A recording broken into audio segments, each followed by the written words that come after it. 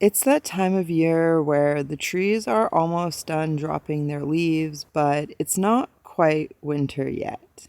The nights are cold and long, and the world is very quiet. The days seem to linger in a way that makes time feel like it's standing still, and I too feel no rush to go anywhere or do anything. I've always really enjoyed this time of year because the summer crowds are gone, but I don't yet have the challenge of snow on the back roads. So I'm able to get out and enjoy solitude in a way that isn't as easy to find the rest of the year. I've spent the past few days by this lake at a rec site, enjoying my time with Frank and mostly editing videos. But despite it being the weekend, I've enjoyed it all to myself. There is a lot of mining in the area, but even that has been quiet, and I've only heard a couple vehicles pass by. And I got Frank here with me under the sleeping bag. We've had a nice, slow, cozy morning. I'm just about to get going with my day, but I'm actually out of power. I can't even turn on my heater, and I'm not turning on my lights because I don't want to drain my battery too low. So we're staying cozy with the sleeping bag. It's quite warm under here, but that means I should be driving somewhere today. So I think we're gonna go on a back road adventure and just see how far we can get, see what's out there. And there's also a lot of mining in the area, like I mentioned, but there's been mining here for a long time, which means there's like some abandoned places and historical remnants from the mining days well over 100 years ago. So hopefully I'll be able to find some of that. And we're just going to be just cruising about and enjoying this kind of wonderful little season.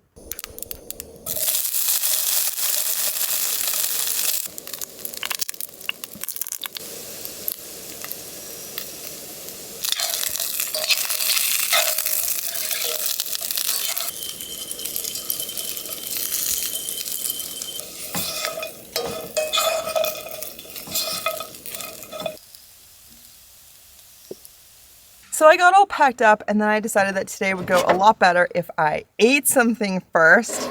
So I started by crisping up the tofu and put it aside. And then I fried some yams and Brussels sprouts seasoned with salt, coriander, ginger, and cumin. And then I added in pumpkin seeds because they're a really good source of iron and fiber and protein, actually. And then I added back in the tofu and then some honey and let all that caramelize. So it's just like a very cozy sort of seasonal meal. And then I'll be fueled for whatever I get up to when I leave here because I don't know what that's going to be.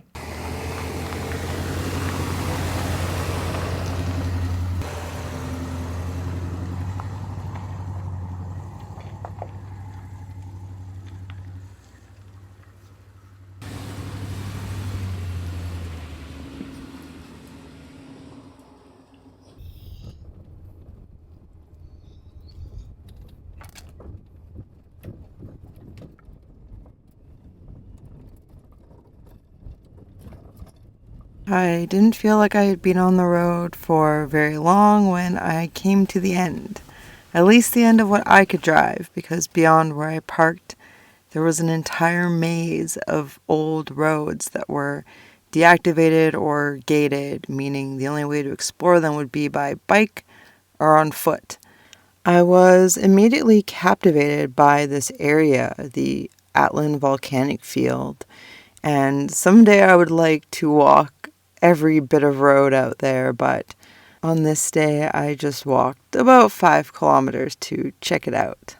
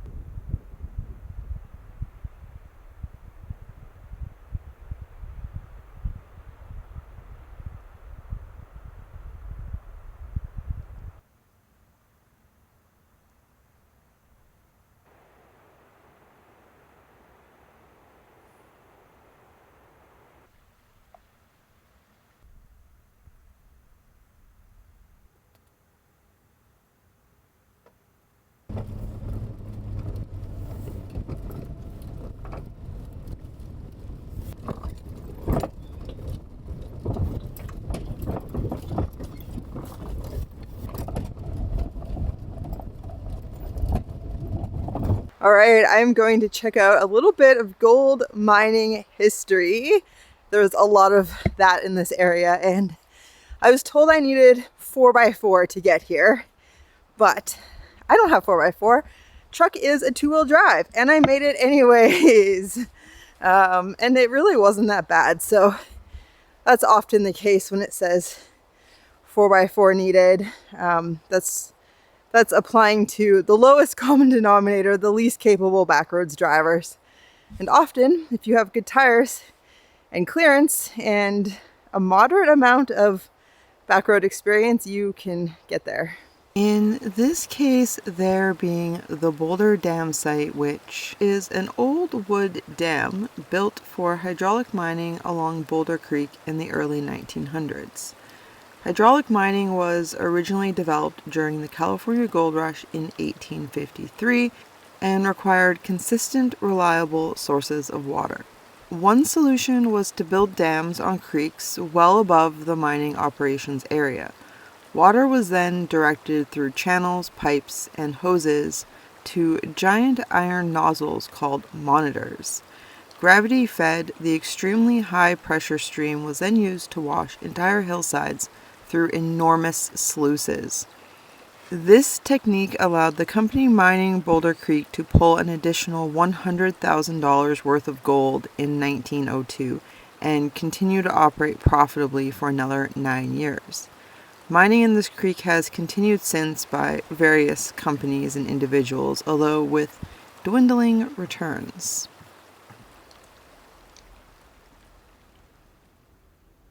Alright, so it's getting pretty late in the day. My feet really carried me away earlier, and I spent quite a bit longer walking in that old mining area than I had intended to, so I'm going to get out of here because there's thick, ominous clouds and it's pretty cold, and I just do not want to be up here if it snows. So I think I'm going to head back down where I started this morning, but just stay in the forest instead of in the meadow. Since I don't have enough power to use Starlink anyways, it will be an offline night.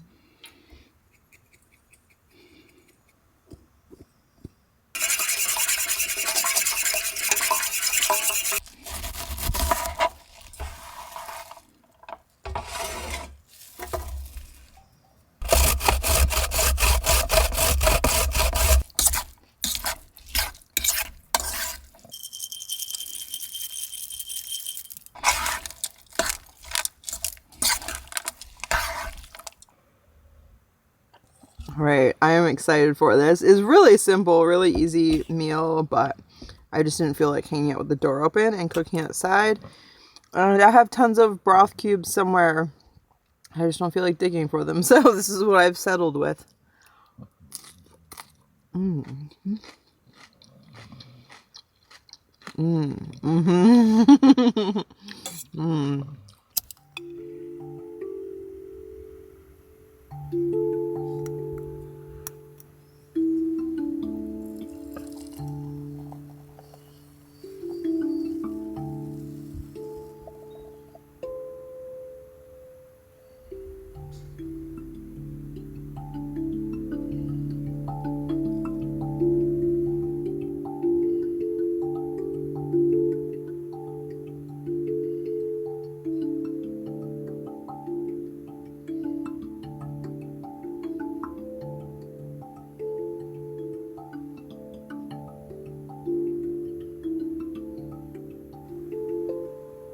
The next morning, I got up early and went to visit the Discovery Cabin, which was built with hand-hewn logs in the early 1900s. It is the last remaining cabin at the old Discovery Townsite, which once bustled with nearly 10,000 residents at its peak, as it was the main gold camp and the town of Atlin was the supply and service center. By 1930, the townsite was mostly abandoned, and while this is the last remaining building here, a few others were moved down to Atlin, where they can still be seen today.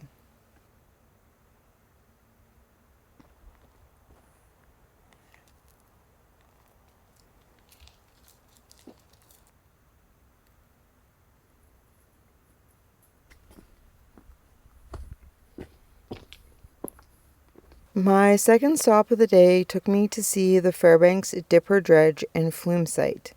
This mechanical dredge was built by the Fairbanks Steam Shovel Company in Marion, Ohio.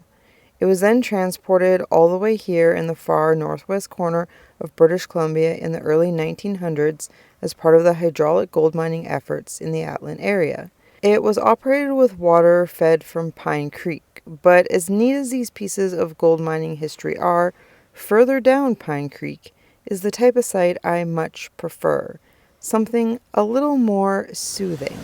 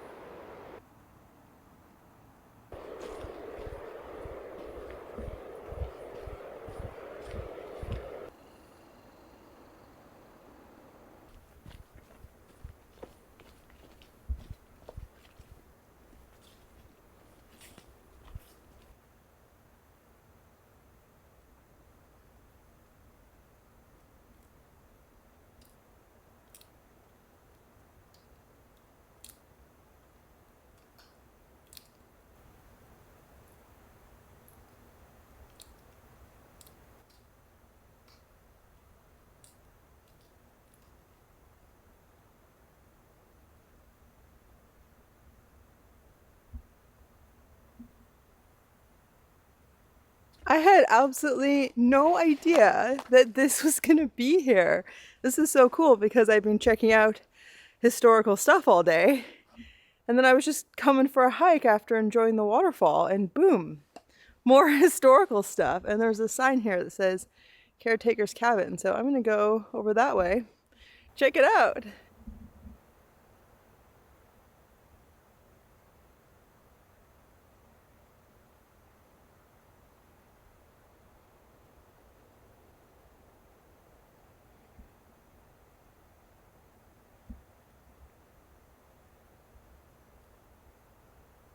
All right, so I was just referencing the picture I have of the information pamphlet for the whole area, and it turns out that this powerhouse is something that I was gonna go look for after this walk, but then it just turned out that my walk ended up leading me here, which is pretty cool. Yeah, it's been a great day so far. I am side questing now. I saw a sign that said cemetery, so I'm gonna follow this trail till I get there. All right, maybe I took a wrong turn because the trail just popped me out at the road, but I'm pretty sure it's the cemetery I drove by on my way up the back road, in which case it's really cool. It's like the most picturesque cemetery I think I've ever seen, so I'll make a point of stopping there.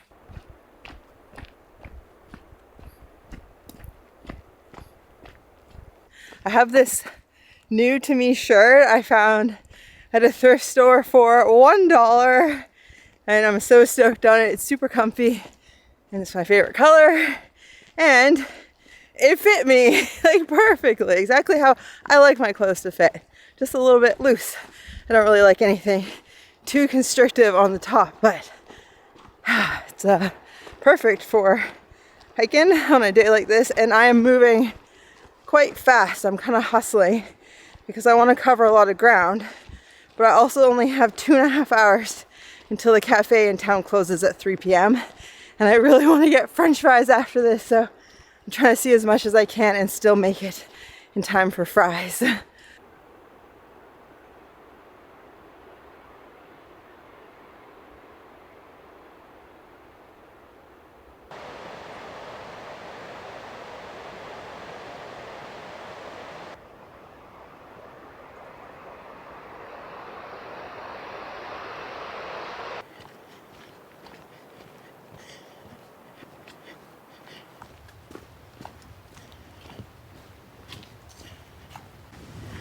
Yay!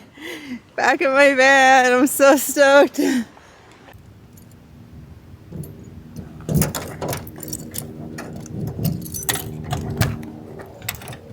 Hi, buddy. Did you have a nice nap? Oh, I missed you. I missed you, bud. I definitely thought of you today.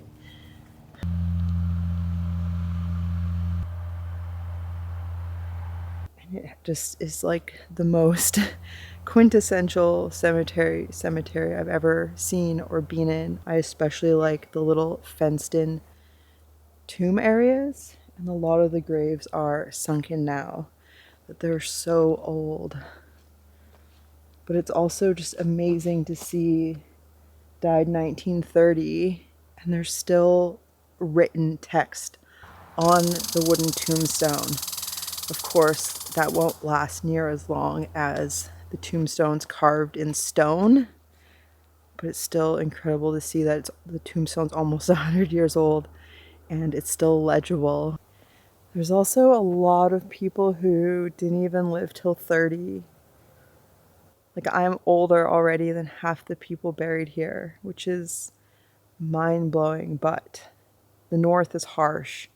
Mining is a dangerous job, and it would have been even harsher and more dangerous 100 years ago when these people were living and working here and just having entire lives that I can barely even imagine.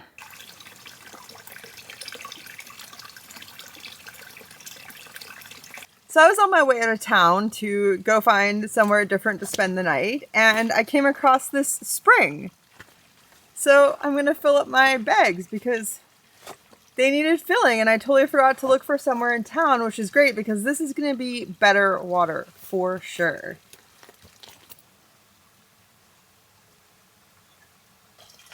Hi, Frank! Come have a drink. Come have some water.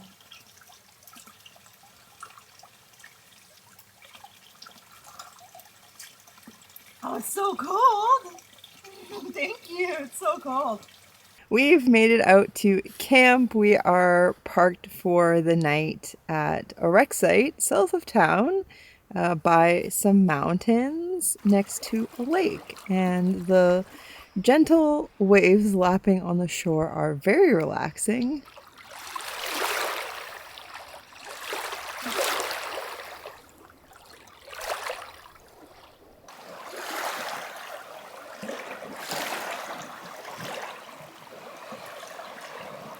But it was a really interesting drive out here because I've come out this way a few times in the past before, and none of the drive rang a bell. Like, I didn't recall any of it. It has been 7 years since the last time, so I've had a lot of experiences since.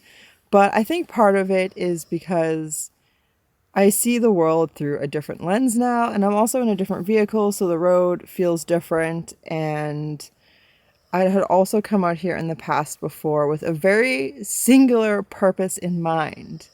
And that is something we're going to explore in the next video. But I'm really happy to be back in this area. I really enjoy the town of Atlin. It is super, super cute and colorful. And I feel like if I was the type of person who wanted to live in a town, then Atlin would rank really high on my list because I really, really enjoy old and colorful buildings and historic buildings, and Atlin has no shortage of old and colorful and historic buildings and sites in town. It's a great place just to walk around. It's really small, so if you like that type of thing and you come down this way or up this way, then I recommend just walking around town and just enjoying all the buildings. It kind of feels like the town itself is a museum. That's something I really appreciate. It's so common these days that developers and progress just kind of want to wipe away the past and come at the world with this mindset that new is better and technology is better and that we just should charge ahead into the modern age. And, I really like all the rundown buildings and seeing how the wood ages over time and all the weathered and rusty metal, and being able to see that and engage with it in the physical world really helps me to put myself back in time, and it makes it easier to imagine what lives must have been like for people. When people last lived in that cabin at Discovery City, according to the sign, if I interpret it correctly, is it got down to like minus 63 Celsius that winter. And once it warmed up to minus 30, they were finally able to start their vehicle, their, I think, Ford Model 1 or whatever, and actually go into Atlin and get warm. And like, they must have gone to sleep at night scared that they weren't gonna wake up. And we have so much luxuries and comforts, and life feels so much safer in a lot of ways than it would have been in the past. There's different hardships nowadays. It doesn't actually seem like life has gotten any easier overall, but we're definitely living longer. And I think less people fear not surviving a winter. Yeah, it's just interesting to see how far we've come in like 100 years in terms of like the comforts of our society. And yet people still live so much in fear, and they're so timid of the world that they don't even really live their lives. But yeah, I hope you've enjoyed this video of kind of like a tour of some of the history of the Atlin area. It's a little bit different than what I normally make, but is something that over the years has become more and more of an interest to me when I was here in the past, I had absolutely not a care in the world about like an old dam or like an old hydroelectric facility or things like that. It wasn't any interest. But now over time, I guess I'm getting older. I find that kind of thing a lot more interesting. And I've also just been on the road for a long time. So it's nice to have a variety of hobbies and interests and not just be like kind of like a one-dimensional person who my entire personality is based up on like one activity. So yeah, I like to mix it up and I like to share whatever I'm doing with you. And so it's a real mixed bag here on my channel. If you've been around for a while, you're probably well aware. So yeah, I look forward to the next adventure and bringing you along. So if you haven't already subscribed, then please hit subscribe. I really appreciate it. I would love to get to 30,000 subscribers by the end of 2023. That would be such a treat for the new year, but I know I'm a long ways off. So anyways, a huge thank you to patrons. I got a cute clip of Frank who is snoring next to me to send you off, and I'll see you soon.